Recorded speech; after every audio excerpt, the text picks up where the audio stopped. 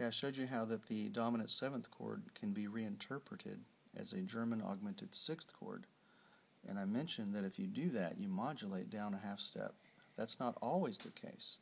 That's only the case if you take the dominant 7th chord in the key that you're in. Sometimes the late Romantic composers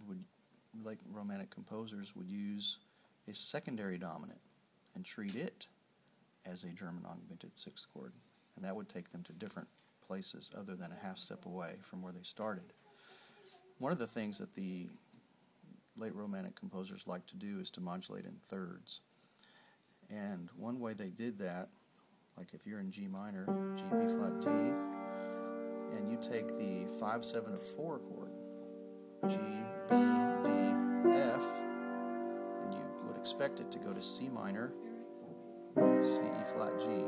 But if you take G, B flat, D, 5-7-4, G, B, D, F, and you treat that now, instead of 5-7, you treat it as German augmented 6th. You slide your outer guys to scale degree 5 in some other key. That's a 1-6-4 in B minor. And then you go to the 5 chord, and then all of a sudden you are in B minor. So you started off in G, now you're in B minor.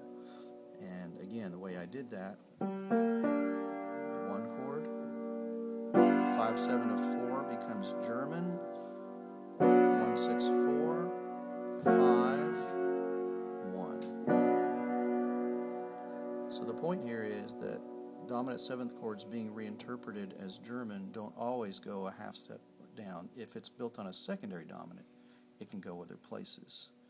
Now, the other version of that, where you take a German and treat it as 5, that always takes you a half step.